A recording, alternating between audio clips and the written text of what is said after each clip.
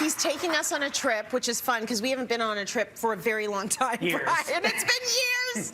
So we're expanding our international design knowledge by traveling to Palm Beach, Florida.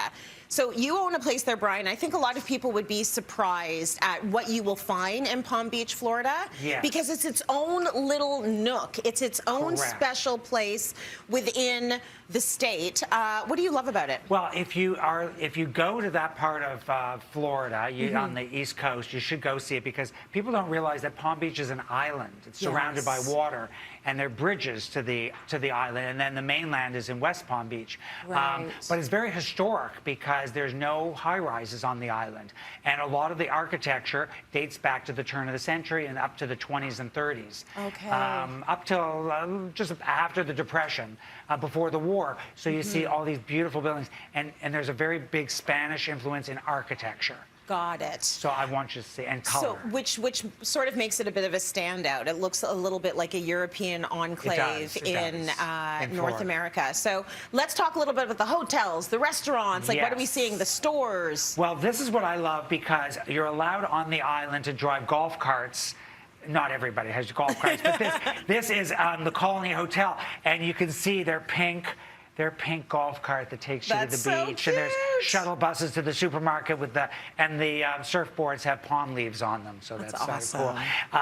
This is the Colony Hotel, and you can see the fireplace is all bamboo. If you ever go to Palm Beach, you have to see this very old hotel. It's all pink, and the wallpaper is. It's actually made by Gracie, which is the old wallpaper company that does all those hand-painted murals. Wow. And so beautiful. Lots of florals. Lots of big palm leaves. Lots of palm leaves. Yeah. Lots of eating outside. Everything is outside. Oh, I love that. So you want to eat outside. A lot of courtyards. That's all. It's all about courtyards and villas. And you can see this one.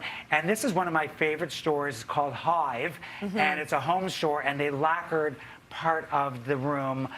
Part of the store this green, and I did that to a library before that it was an old dark library, and I thought, let's lacquer it a color.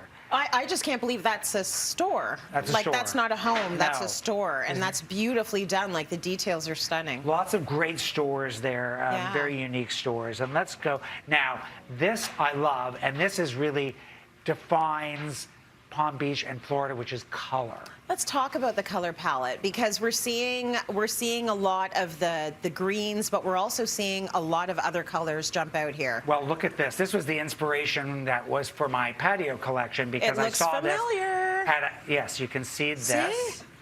There it is. There it is. There it is. There it is. Same, which is beautiful. So a lot of like pastels. Yeah. So I was at a client's house, and this was the neighbors were having this big, I think it was a wedding, and they recovered everything in these stripes for this party, and I'm like, oh, that defines it.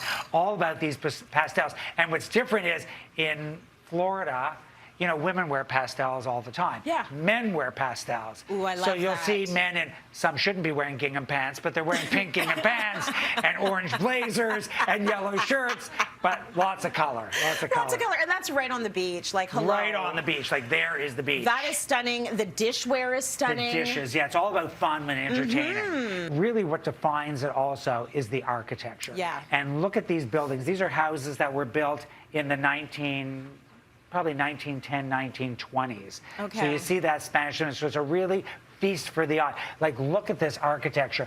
Now, a lot of these houses were parts that were dismantled in the early part of the 20th century and rebuilt in Palm Beach. So they're historic houses, and some go back, you know, hundreds of years that are there. That's incredible. And this, to me, is very unexpected. I didn't expect to see, like, I mean, that one over there, that looks like it's in Barcelona. Yeah.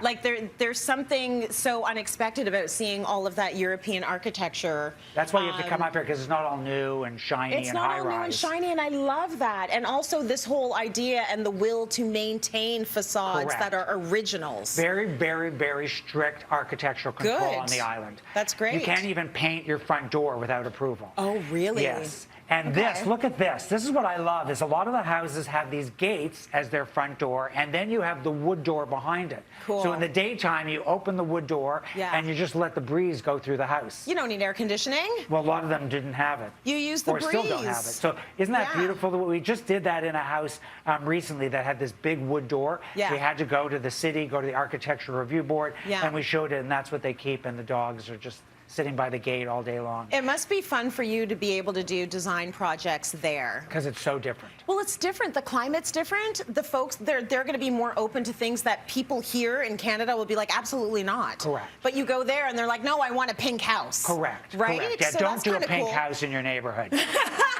You know, I had this client of mine come back from Arizona. I'm trying to think where it was in Arizona, Yeah. Tuscan or something, and Navajo. And she Yeah. said, "Oh, I've decided we're changing everything. I want Navajo." I'm like, "Well, you're not getting it." So I said, "Call me in 2 weeks." And 2 weeks later, she says, "You're right." I came back. I realized, too what was I much. thinking? You get into it. There's a reason why these are done in these areas. Right, The same right, with the right. terracotta roofs and things like that. And this is a Yes. trend that we're seeing here a lot, which is the black windows and doors. Yeah. So we're seeing people Yes. paint their windows black instead of white. This is a new house, actually, that was just built. This one and this one. These are brand new houses, but Wow. taking a lot of the architecture from Palm Beach. And then it's all- last but not least, I want to talk about landscaping because Yes. the greenery is something that is built into the design, right? and flowers. Lots of growing plants. Like we can't grow Beautiful. bougainvillea here, but I grow climbing hydrangea. So Yeah. grow this on your fences, grow this on your house's patio. Yeah. The lushness. In this one, you can see the orchids are actually, let me see if that's working. The orchids are actually in little pots hanging on the tree. Oh, cute. So in the garden, and they do very well in the humidity and everything in Yeah. the summer. And then again, don't pave so much in your house. Like, don't do huge swaths of interlocking. Yeah. Put stepping stones within the grass or artificial turf. Lots of green and lots of fountains. That's That the is thing. so stunning. You know, I did try and grow some bougainvillea. How'd it go? Didn't work out. Didn't go. Didn't work out too well in our climate. Well, I tried climbing hydrangea. I've had it for probably 15 You years. have it here in Toronto. Growing up over the house and on the patio, and it looks incredible. Big white blooms of flowers. Yeah, beautiful. Okay, that is gorgeous, and I love the inspo, so thank you for that, Brian. We're going to break.